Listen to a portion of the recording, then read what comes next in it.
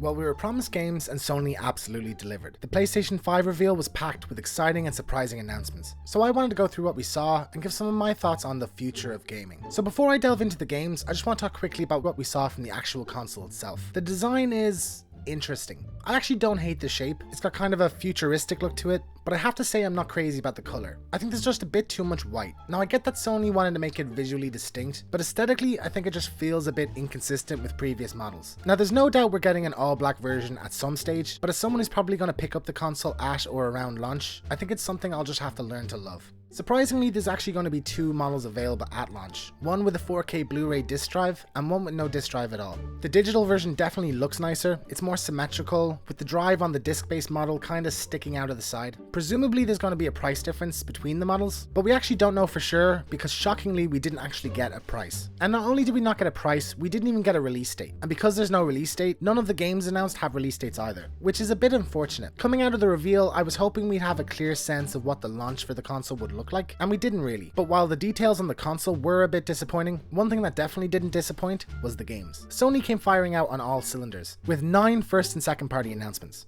The first game Sony announced was Spider-Man Miles Morales. Now, the instant assumption a lot of people made was that this was Spider-Man 2, and when the trailer started I thought the same, but when the title came up I realized that this was more likely a spin-off, similar to something like Uncharted: The Lost Legacy. Anyone who's finished Spider-Man can tell you that it wouldn't make a whole lot of sense, given the foreshadowing in that game of what's to come, for the sequel to shift its focus so heavily from Peter to Miles. Peter will be central to Spider-Man 2. With the direction the story's going, he kind of has to be. Since the first game came out, I, like many, assumed that both Peter and Miles would be playable as Spider-Man in the sequel. And while that may very well still be the case, I think it's a great idea to give Miles his own standalone adventure, giving him a chance to shine in his own spotlight while keeping Spider-Man 2 focused squarely on Peter. Also, while I do like Insomniac's interpretation of Miles, I think he's been overshadowed somewhat by the excellent portrayal of the character in Into the Spider-Verse, and kind of feels a bit bland in comparison. But in fairness, that version had an entire film to flesh out his character, and we see him fully formed as Spider-Man. So I think this game will have Miles come into his own, with his own style and his own identity. Since the presentation, there's been a lot of confusion about what the game actually is. Initially people assumed it was Spider-Man 2, then a spin-off, then a Sony rep came out and said it was an expansion for a PS5 remaster of the original game, and now Insomniac have come out and confirmed that it is in fact a standalone game. It's slated for holiday 2020, so presumably it will be a launch title. In my preview video for the event, I said that Insomniac is an incredibly efficient studio when it comes to output, and that point was certainly proven, considering they also announced a new Ratchet and Clank game, Rift Apart. The game utilizes dimensional rifts in gameplay, allowing you to travel between worlds instantly, which definitely sounds like something that wouldn't be possible on PS4. Gran Turismo 7 was announced. It's pretty, and that's all I'm really going to say about that because racing games aren't really my thing. 2 new IPs were announced. The first one, Returnal, comes from Housemarque, the studio behind Dead Nation, Resogun, and Alienation. They're mostly known for their twin-stick arcade shooters, so a more traditional third-person shooter is an interesting departure for them. I'm curious if this will be a full-price AAA game or a digital release. I get kind of a sci-fi Hellblade vibe from the trailer, with the lead character talking about potentially going insane, which was a theme in Hellblade. The protagonist comes back to life every time she dies, similar to Sam in Death Stranding. This isn't actually mentioned in the trailer itself, but in the description on the YouTube video of the trailer from PlayStation's official account describes Returnal as a roguelike, so that may indicate procedurally generated levels. The other new IP from Sony is Destruction ALLSTARS, a vehicular combat game, kind of like a family-friendly version of Twisted Metal, with a visual aesthetic very reminiscent of Rocket League. There's also an on-foot component, so if your vehicle gets destroyed, you're not necessarily out of the game. The term All-Stars has some pretty heavy connotations for PlayStation fans, so I wouldn't be surprised if we see a few classic PlayStation characters show up in the game's playable roster. At the very least, I would bet that Sweet Tooth and his ice cream truck will make an appearance as a playable character.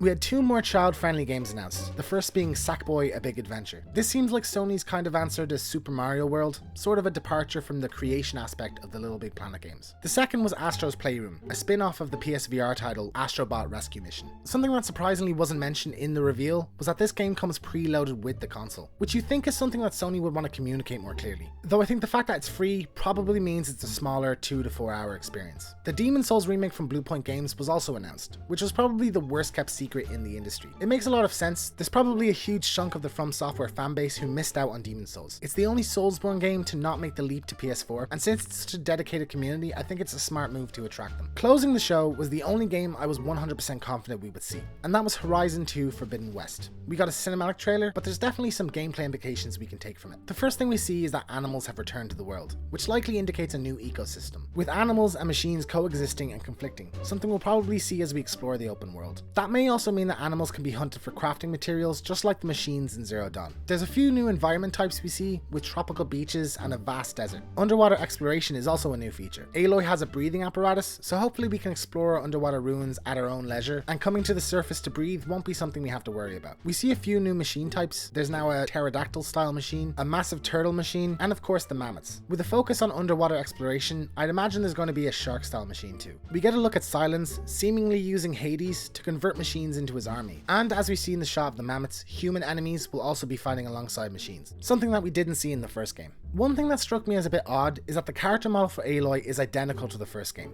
The exact same hair and the exact same outfit. Typically, sequels tend to tweak the look of the protagonist slightly between games to distinguish them visually. Uncharted is a great example of this. I think the fact that they didn't makes the game feel slightly less new, even for merchandising. New posters, new figures. It's important for the character to have a unique look. But maybe it's just me. I haven't really seen anyone else point this out, but still, it just seems a bit unusual. There were a couple first-party games expected to appear that didn't. We had no mention of God of War 2, which doesn't really surprise me, since I figured either God of War or Spiderman would appear, and obviously Spiderman did. One game that I am surprised was a no-show is Wild. I had thought that the game was being restructured for PlayStation 5, and could possibly even be ready for launch, and while that may still be the case, I think its omission raises more suspicion that the game has been cancelled. The presentation also had a very strong third-party showing. Capcom announced Resident Evil 8 Village, a direct continuation of 7, with Ethan returning as the protagonist and maintaining 7's first-person perspective. Also announced by Capcom was Pragmata, a new sci-fi IP. The trailer was interesting, but it's hard to tell from it what the game actually is.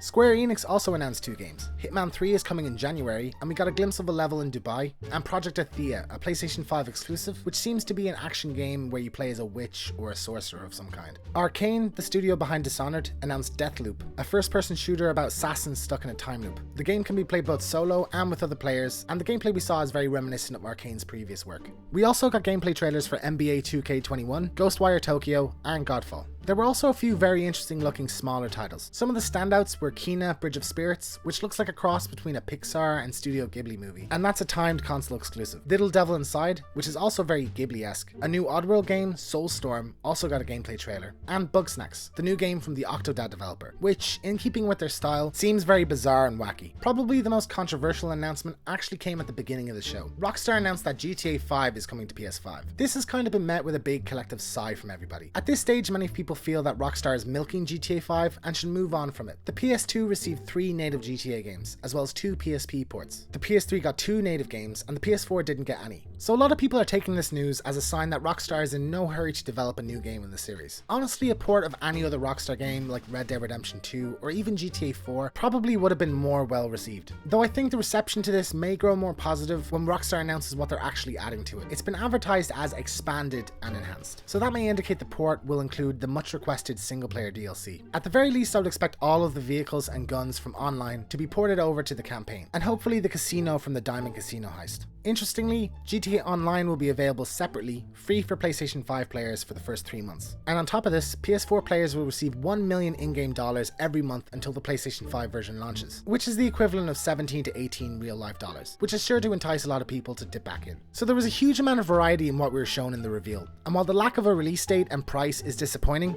at the end of the day, this presentation was supposed to be about the games, and in that regard, I think it absolutely delivered. What did you think about the reveal? Do you like the design of the box? What game announcement excited you the most? Is there something you're disappointed wasn't announced? Let me know in the comments below. I'll be doing a more in-depth look at what I think we can expect from Horizon 2, and with The Last of Us Part 2 releasing this Friday, I'll be doing a video on that. What that video will be, I'm not really sure yet. Whether I'll do a full review or a story analysis, I'll play the game first and decide then. So if you want to check those out, feel free to subscribe. If you enjoyed this, you can also check out some of my other videos. Thanks for watching, and I'll see you next time.